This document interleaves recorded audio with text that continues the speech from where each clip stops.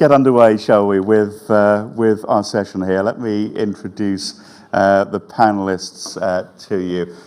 We have at the very end there, Alexander Leshinsky, who is the co-founder and managing director of G&L. So Alexander, tell us what G&L do. You're working the German market or Swiss market? No, it's in the German market. So we are acting as a managed service provider, and my name is the L in G&L. So I'm one of the two co-founders here. We work for public broadcasters, mainly originally in the German-speaking market, slowly extending into other markets as well. We build complex media processing and delivery pipelines with in multi-vendor setups, working mainly for ARD and ZDF since 1999. Okay, and next to you is Jessica Morley, and Jessica is with SRG SSR. Now that's part of the Swiss public broadcasting system, I think. Yes, exactly. I work for the Swiss public broadcaster, so this is a geographical lineup next to Germany. We have 4 different languages in Switzerland, several channels, TV and radio, and platforms, of course, but I won't go into the detail of that. That's okay. Martin Ryan is with Al Jazeera. I think we last met in Kazakhstan. We did indeed, some rocket launch. Yes. But it's nice to be here this afternoon. So I represent Al Jazeera Media Network, which was formed in '96 and has expanded quite rapidly over those preceding years. So Al Jazeera has a network of 5 key linear news channels. We're a global news content provider. So there's the Al Jazeera English channel, the Al Jazeera Arabic, and Al Jazeera Balkans, which is a regional channel based out of Sarajevo. Plus we have some regional channels in the Middle East, the documentary channel, and Mubasher, which is a live event channel.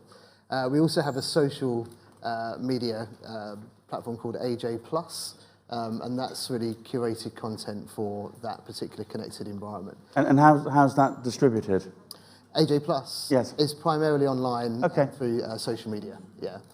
So so that's Al Jazeera is based in Doha in Qatar. We have around 3,000 employees work for the network, so it's quite a big organisation. And I mean everything that the human story is at the heart of everything that Al Jazeera does in terms of their reporting, and we aim to amplify the voice of the sometimes unheard. That's pretty much where we're coming from. Okay, Paul Martin is with mainstreaming. Thank you very much, and hello everyone.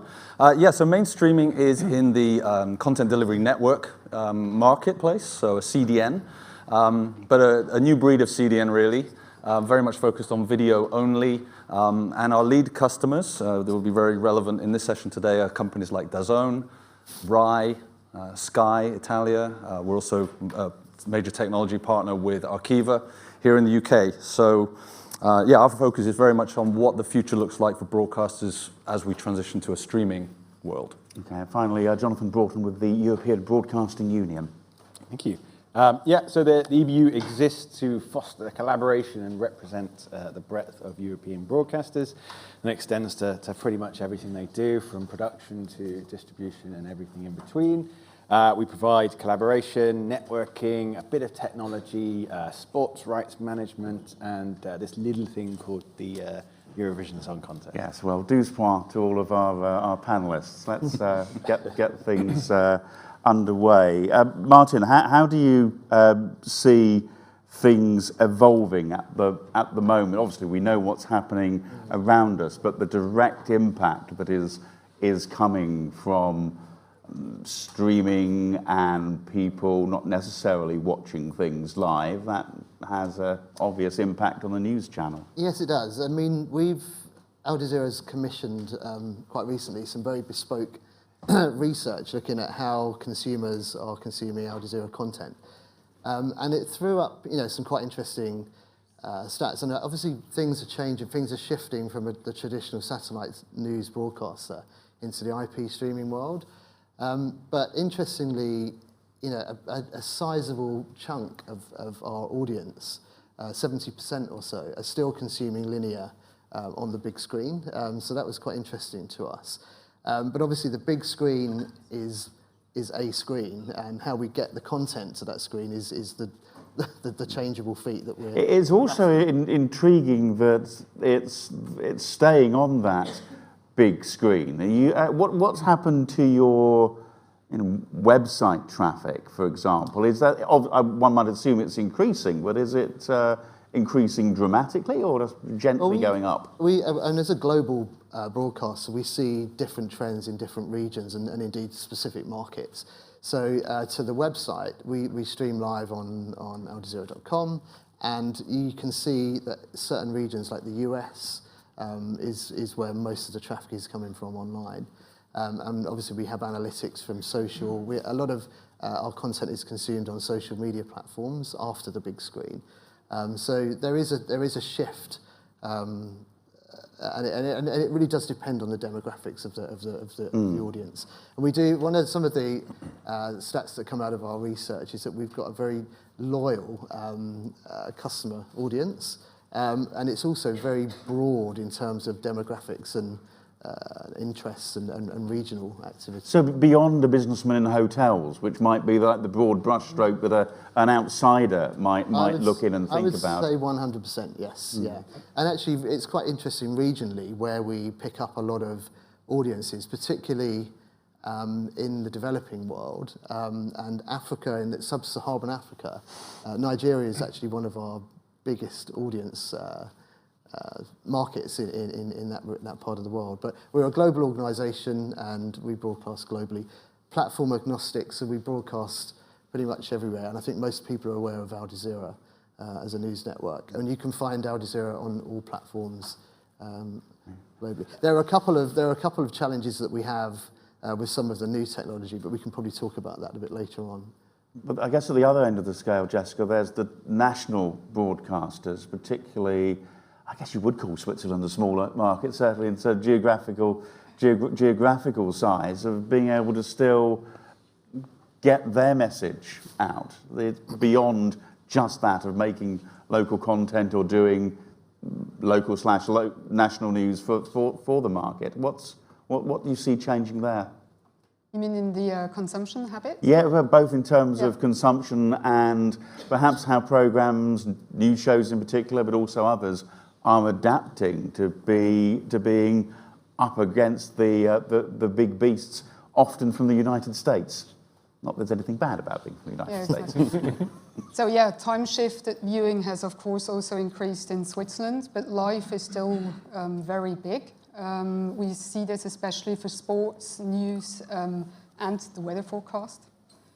Apart from that, national productions are very important, co-productions, but I think we're going to go into that a bit later on. And I guess it is shows like, I don't know if there's a Swiss equivalent of The Voice or Dancing with the Stars or whatever, those big beasts of weekend entertainment along with the sport and major international and presumably Swiss-based news stories as well. Exactly. We're always very happy if there's a national event so that it can be broadcasted on all the different channels in the different languages. We have some events that I don't think you're aware of. It's kind of wrestling with leather trousers. You can win a cow or a rabbit. Win a cow? Excellent. Yeah. I heard Roger Federer once used to get a cow every time he won a tennis tournament. Is that true? Yeah. We also have cow fights. Nice. I live in a city where there's cows just wandering free, so it's fine.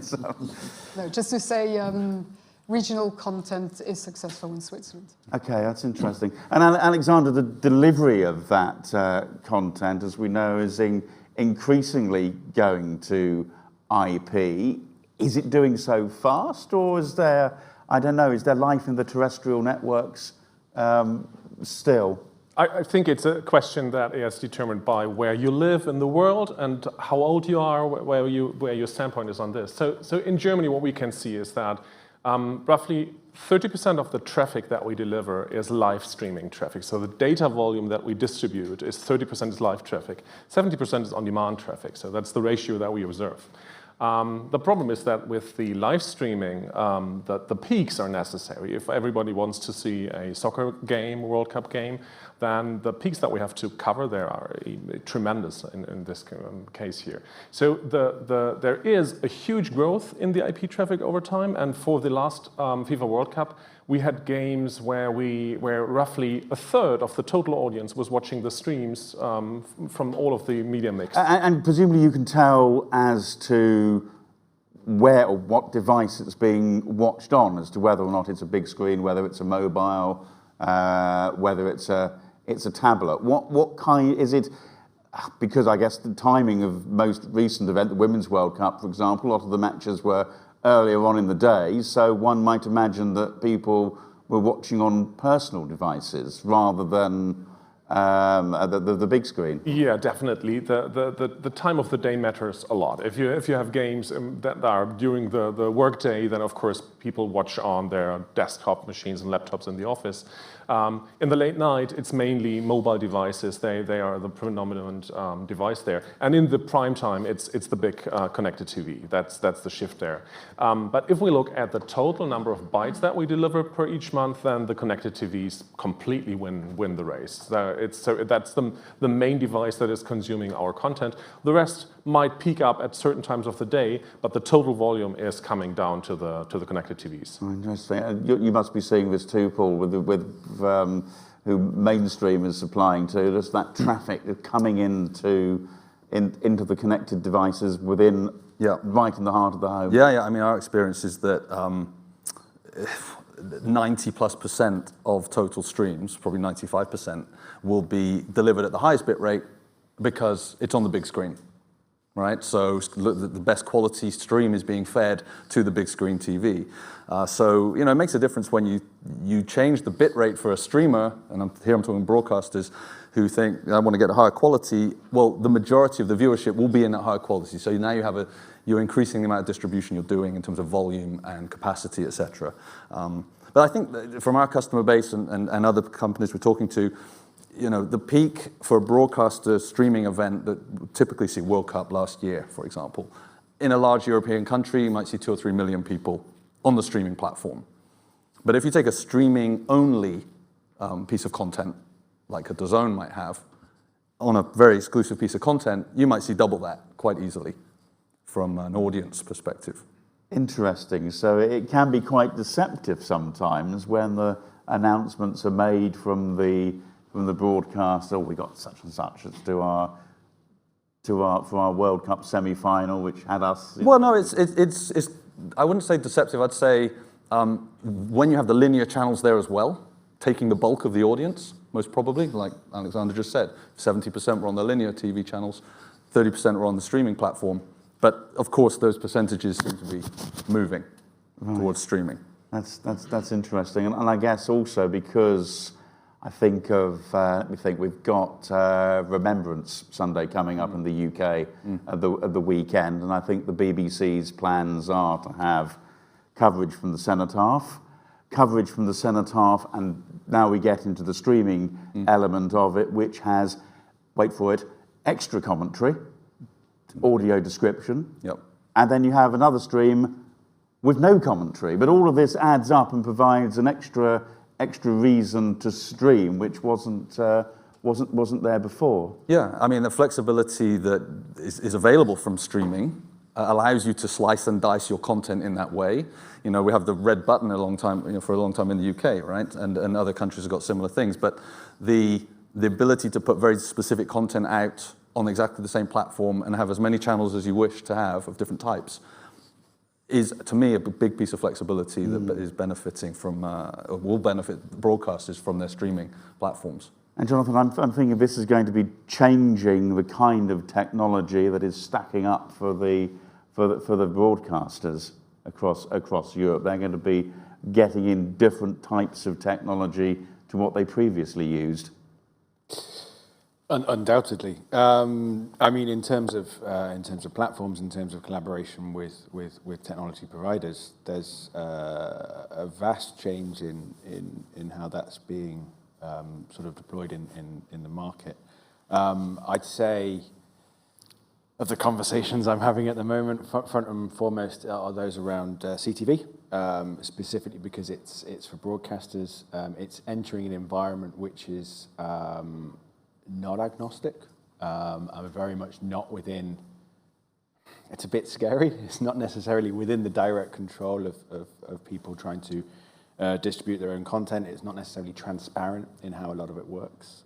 So I'd say a lot of the conversations in technology tend to center around that first and foremost, especially, I mean, you guys probably monitor, which, you're saying it's moving to the big TV, but how is it getting there? And it seems to increasingly moving into those ecosystems, which are controlled by a small number of companies, and that's something which becomes. Do you think is that obviously dangerous is the wrong word, but it's clearly going to be unsettling for the public service broadcasters that you represent? That's a nice way of putting it. Unsettling for sure. I mean, what we've found is the last sort of couple of years, especially, with the conversations we've been having behind some closed doors, are increasingly friendly, which is really nice. Not everybody, not every conversation, but increasingly there is a recognition among CTV providers as they kind of transition a little bit from pure technology providers into actually people who are interested in content. Certainly as they sort of launch their own sort of fast channels as well, start to understand what that really means, and therefore when they've got content people working within them, those conversations then become focused a little. I guess it's a different conversation, isn't it? If initially, if we go back, if you were, I don't know, you had your streaming service, be it the iPlayer or be it SVT Play or be it whatever it might be, and you go to the TV manufacturer and you say, oh, we'd like to make sure that all the things are there to make sure that we can broadcast it. That's fine. Then you go back a few years later, oh, we've just updated our streaming service, and all of a sudden you discover that you're actually in competition with the TV manufacturer. It's true. Just to pick up on part of that, I think what was just mentioned before was also about a change in how you think of the audience. You're making content that's applicable for a wider range. I think was mentioned. I think that's also part of that same change in ideology, maybe. To put it really bluntly, and it's not a perfect analogy, it's flawed. The game changes from making the best possible content for the broadest audience at 6 p.m. And it becomes something about need states. It becomes the breadth of the audience, leaving nobody behind, and using technology to do that. But of course, being public broadcasters, you then have a lot of very hard questions to ask and answer around what you do around consumer data, what is shareable, what is not shareable, what is Conversation early on today, nobody seems to be sharing anything, much to the annoyance of the operators. It's a really difficult question. I think there's a lot of will to share, but when it gets down to the nitty gritty, it doesn't happen because it's just at the moment too difficult to solve a lot of those core questions. Questions about anonymity, I think, which are hard and technical, need to be answered.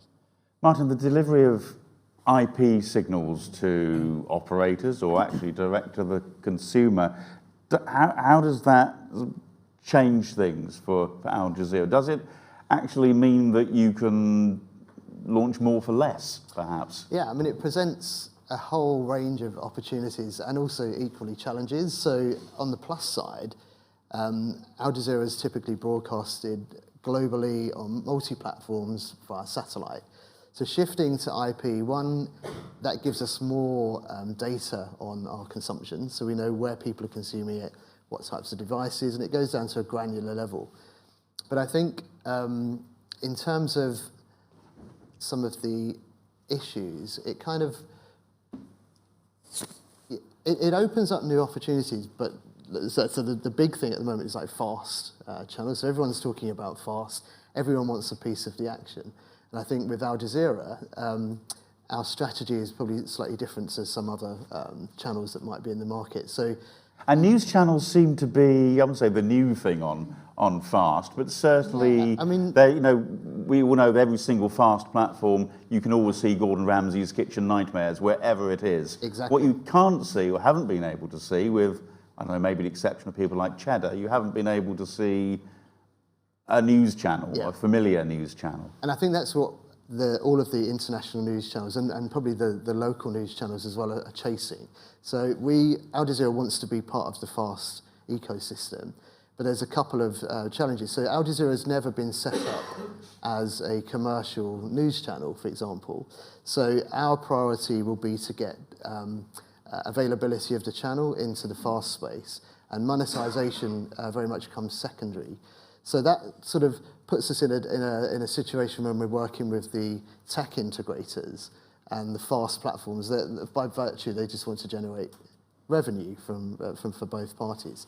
So the priority for Al Jazeera would be to make one, I think it's a two-phase approach. One would be to get the live broadcast feed available into the FAST market, and then secondly would be using a catalogue of content that we have to create or to curate second and multiple other channels, which is going to be a mix of live and documentary content. So I think there's a vast opportunity out there. So that's, I guess with the documentary, these are the kind of shows that you might run in holidays, you might run in the weekends, you might run them in the back half hours, but obviously if you've got a breaking live news event, they get thrown off. Yes, exactly. Yeah. But with a dedicated channel, this is something where you can always go there, and actually you maybe end up with a structure that you haven't traditionally had in linear land. It creates a new opportunity for Al Jazeera to use hundreds of hours of content, award-winning content that we have, to create multiple other fast channels for that environment. While the focus will always be on the live news, and obviously when breaking news happens, we don't want any breaks or delays in the feeds that are going out to these platforms. So that's some of the challenges that we're working around at the moment to get. So are we saying that the challenge of FAST is actually being able to do something live? Yes, it is, yeah. Because it depends on which technical solution or provider that you're talking to. There can be some delays. So. And this is more than your 7-8 seconds latency. Exactly. We're talking greater than that. This could be like a minute, or it could be 2 minutes, and by that time, breaking news is no longer breaking news. It's like getting the score on your phone before the goal has gone in the net. Absolutely. So that's the real challenge for, and it's not certainly just exclusive to Al Jazeera, but any live news channel going into the market, into FAST, I think, is facing some of those similar challenges. But we think we're quite close to a solution, and I think we'll be ready, Al Jazeera will be ready to launch into the FAST space imminently. Okay. You can't tell us who with, or?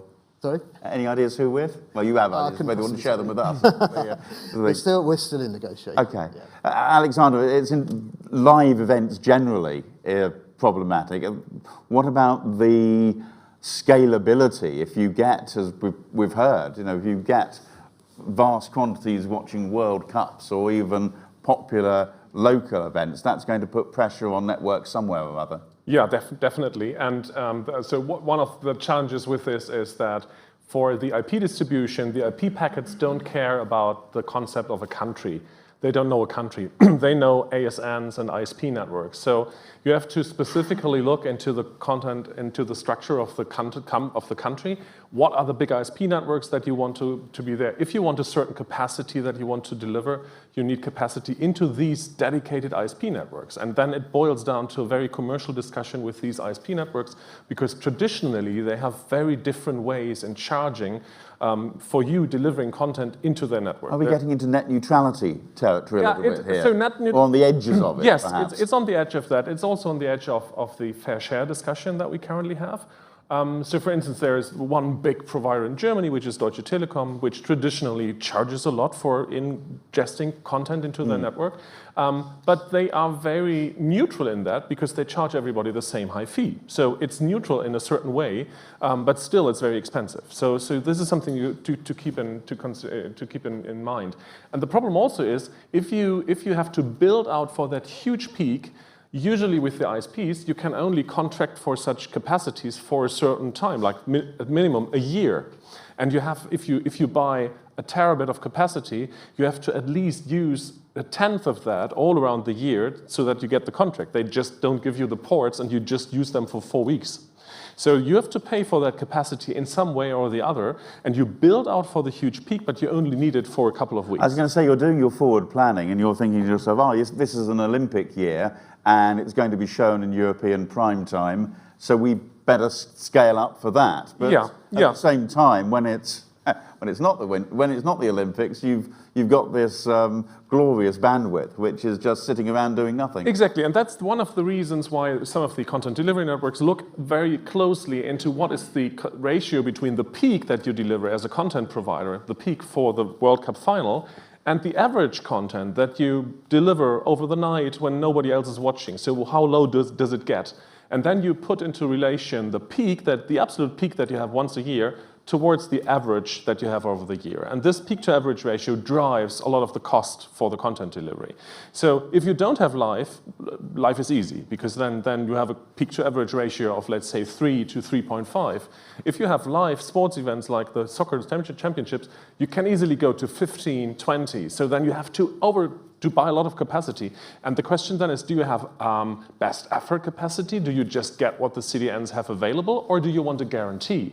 So if you want a guarantee, if you want to be completely independent from what other users of that CDN are consuming at the given time, you have to go into some bandwidth guarantees, and then it gets also expensive. So this is a very expensive. What sort of percentage increases if you're adding a bandwidth guarantee to your contract? It depends, as always today, because it depends on the time of the year. So for instance, a World Cup during the high Christmas season is very expensive in comparison to a summer sports event, because then you usually have the traffic dip anyway. So sports events in December are a bad idea concerning the streaming pricing in total, because it's coming when everybody is buying the Christmas thing, when everybody is looking TV anyway on stream. So please keep them in summer. Yeah. Keep that in mind. Paul, I guess the other sort of drain or pressure point is the increasing number of apps which are available, or more to the point, more people using them as their first port of call.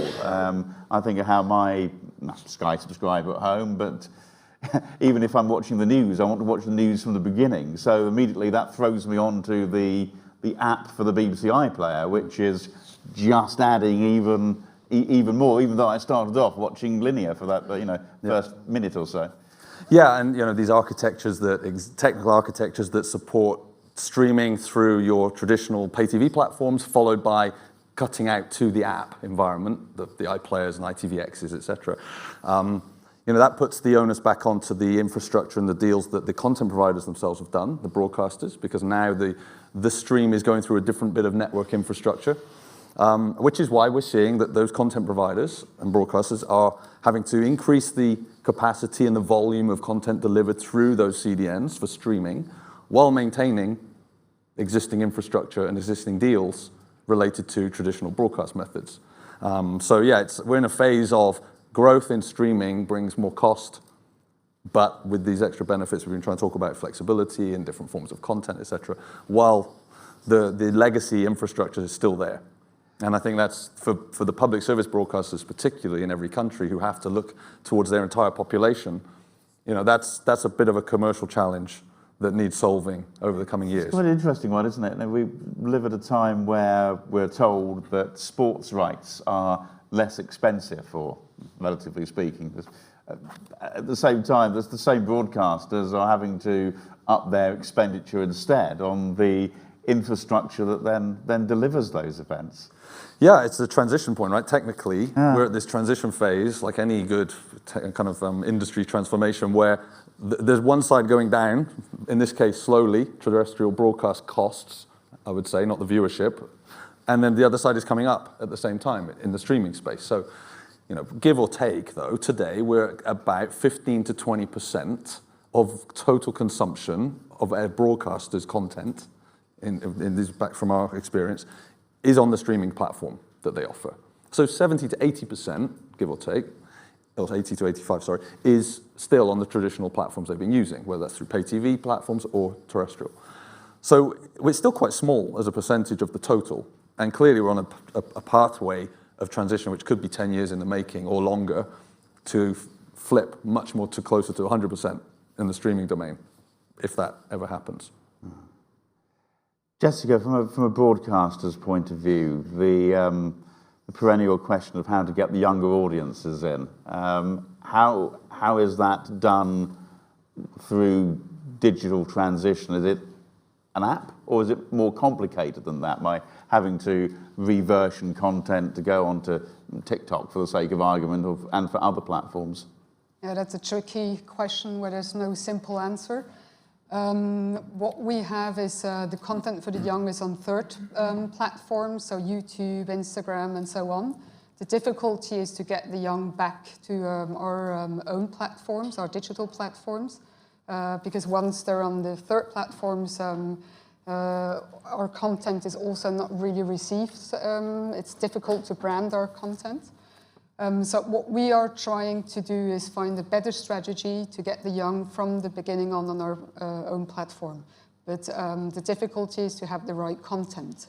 We have a few series that worked very well for the young, but yeah, it's a few examples. And do these shows, do they end up on a linear channel afterwards at the same time, or are they absolutely exclusive on the digital platform?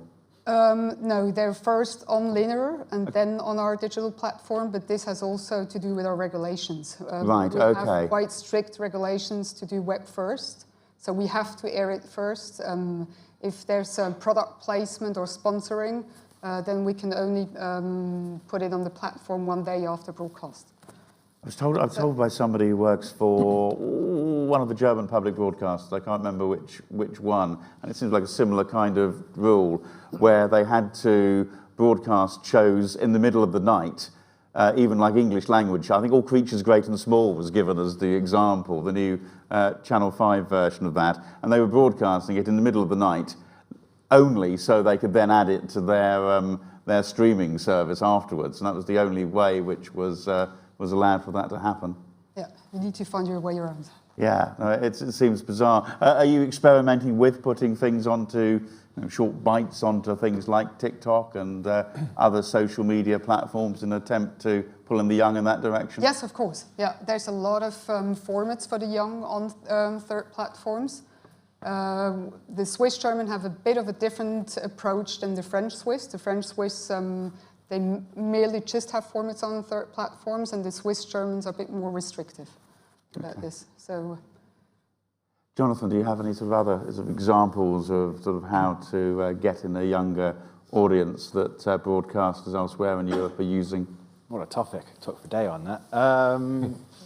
Yes, yeah. I think one of the things that that broadcasters are actually pretty good at is the kind of the trump card that they should be pulling back to when engaging with young audiences, and that is to be authentic. There's always been, certainly when you're looking at a linear schedule, it is very difficult to balance the needs to serve a population with the needs to serve all the sort of sub however you sub-segments of that population. And I think when you think about young audiences, broadcasters in general are pretty good at making cartoons for kids, pretty good at making some educational content, but they're not so good perhaps when children go through that difficult period of sort of 12 to I was going to say, once they get out of Peppa Pig, you're into dangerous waters, really, exactly. aren't you? Where do you go Because you don't know where they might end up. That's the right question. Where do they go after Peppa Pig? Precisely.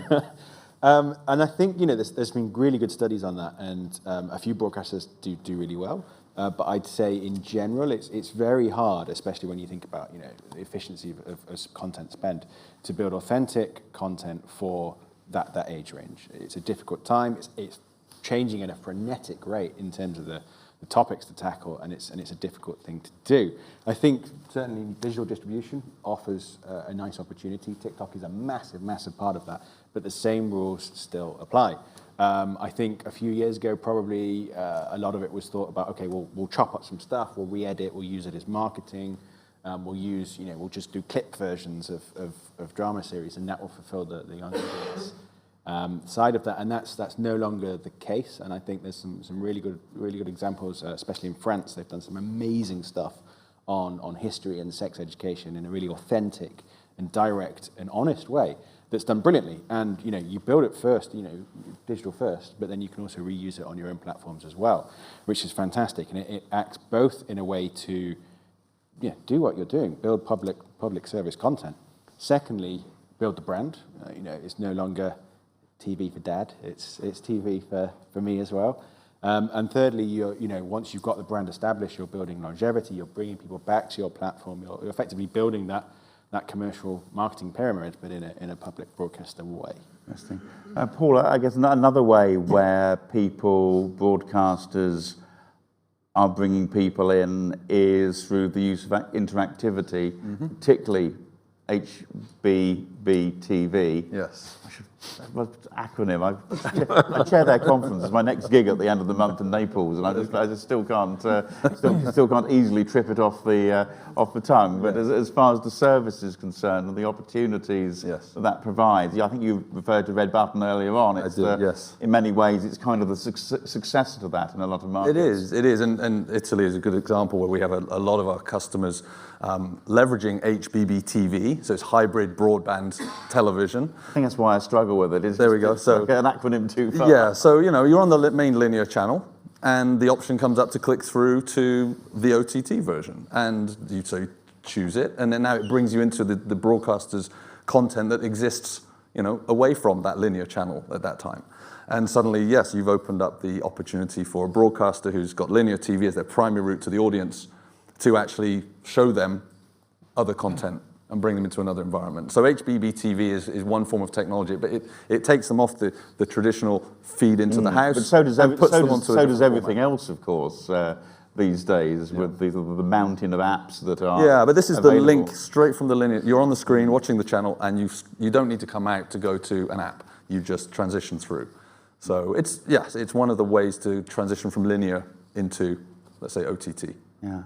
Jonathan, whilst we're sort of still in that plan, as it were, one of, I guess, the major issues for public service broadcasters in particular, I'd include the big commercials with that in many markets too, because they often have public service obligations.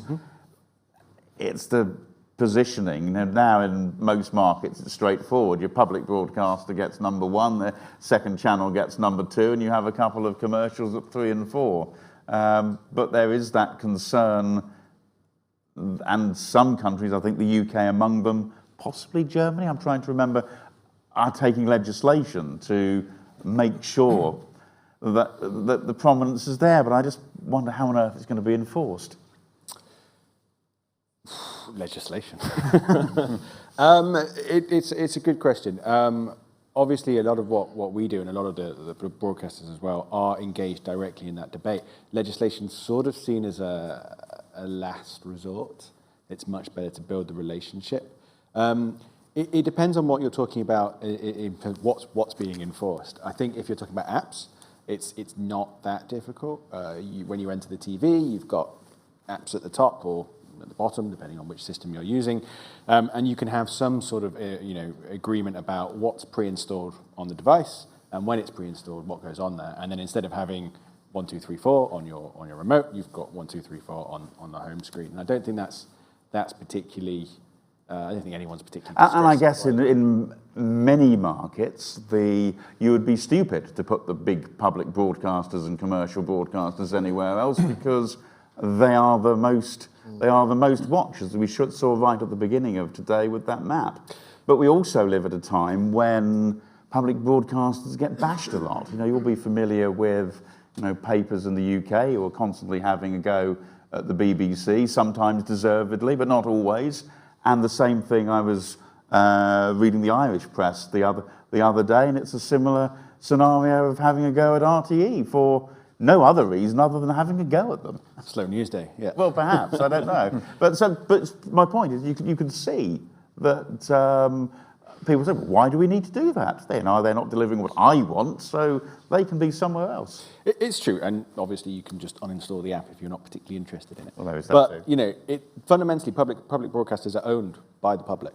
So it's a little bit like building a hospital and then not putting any signposts to it because it's already owned and done, so you can't find where it is.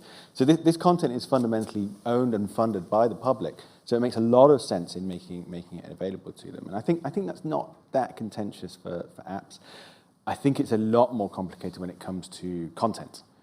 So when you're looking at content algorithms and what's recommended, even when we're coming into the sort of the AI era of UIs and UXs, what does that mean when you're actually legislating or having the conversation first around content recommendation, which is a little bit deeper than just... So, in other words, if I'm the BBC and I want Strictly Come Dancing to be recommended, should it be recommended on its own merits, or should it be recommended because it's been legislated to be recommended? Not that particular show, but a selection of entertainment shows from a public broadcaster should appear in your recommendations. I think entertainment would be a really good example of that. Another would be something like a documentary series, something that you could actually argue has a direct positive impact on, say, public health. The PSB-ness. Back to our friend Sir David Attenborough again. Yeah.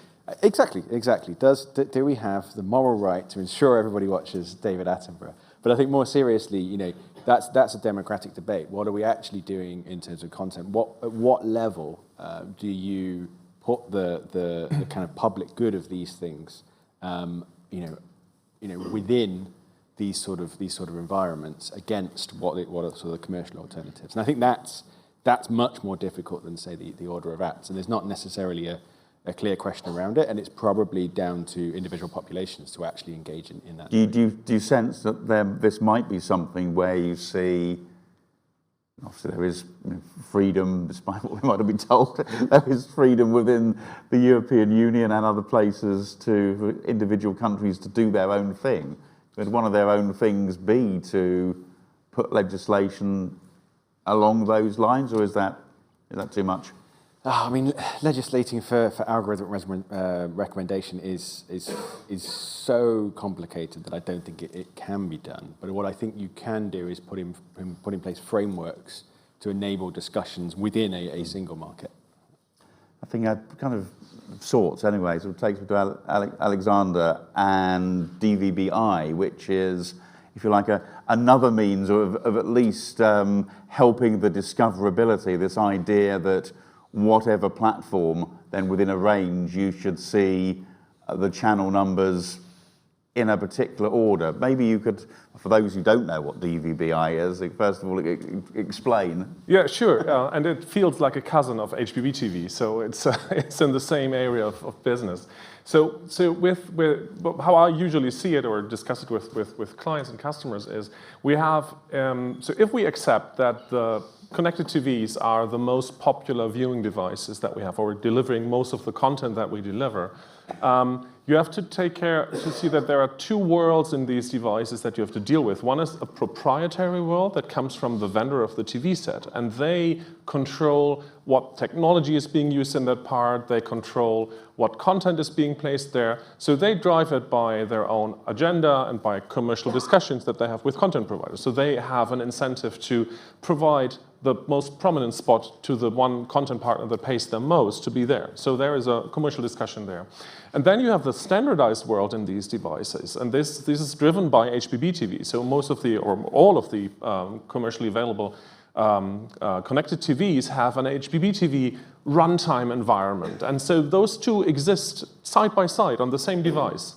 And so if you don't want to depend on the commercial TV manufacturer's choice of who is presented where, your only choice is to go with the standardized world, with the HBB TV world. So then with the HBB TV, you can deliver your on-demand content that fits to the live linear channel that you're watching from another signal distribution, but you can also view other live streams. So we have a lot of customers who are using HBB TV for other live streams as well. So for instance, content that is not worthy enough to go into the main live linear channel, like third league soccer games or something like that. So more of regional interest, but still it's a live program and it doesn't feel differently because the quality is on par with the main program.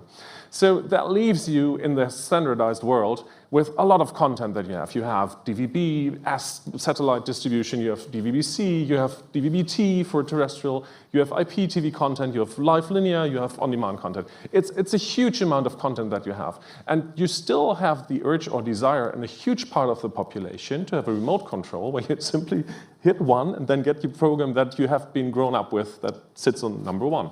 So how do you translate that into the digital world and into this plethora of content that you have? That's the goal of DVB-I. So it's like an inventory. It's just like an inventory of all the content that you have, and it leaves the decision to the content owner if they want to prioritize the satellite reception or the DVB-T reception or the IP reception.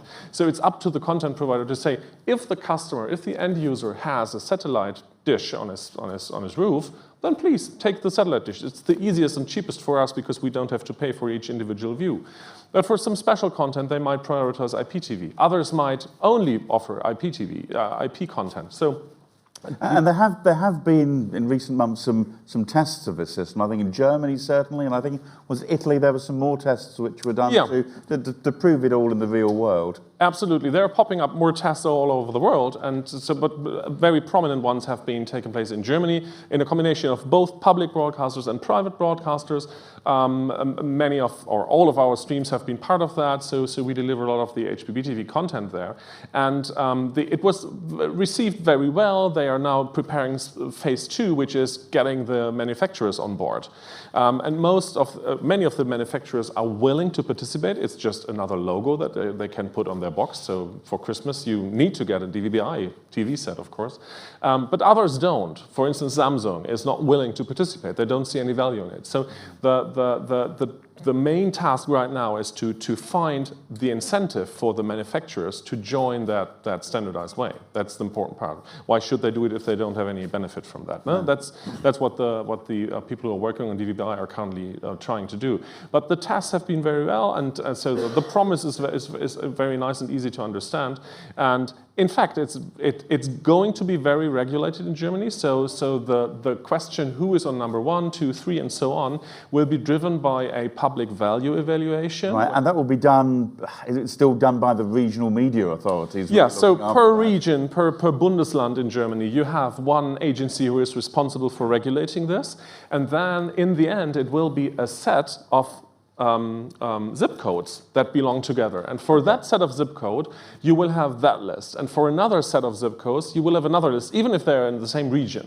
Because, for instance, there are some regional TV programs in that zip code set that are not available in the other one. So it will get complicated, and there will be some fights about getting upper the ladder. Yeah, no, I changed in the UK on FreeSat, I think there's a similar system. I changed my mother-in-law's postcode so she could get the regional news which was relevant to her, as opposed to the one which had been assigned to her postcode. Absolutely. We just had the discussion with the technical team who's doing it. How can you fake your zip code, and what benefit do you have from that? Why should you use your original one? Also with data privacy, especially in Germany, people are very, very keen on not sharing information that is not necessary. Yes. It's a tricky old exercise. Now, I'm being unnerved by this clock, which is supposed to help me keep time. I swear in the last few moments it's gone from 7 minutes to 20 minutes. It's now on 9.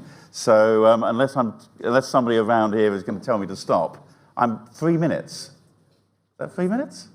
That's okay. Oh, I can deal with that. Quickly then, on the prospect of broadcasters just eliminating, these troublesome things like transmitters and operators and going direct to consumer. Jessica, do you think from sort of like the catch-up approach, then that more personalisation would be something which could help build the broadcasters a little bit more? Absolutely. Quick answer. Yes. Yes, it's a quick answer. I think we talked about it today. So personalisation, recommendation is definitely the answer for that.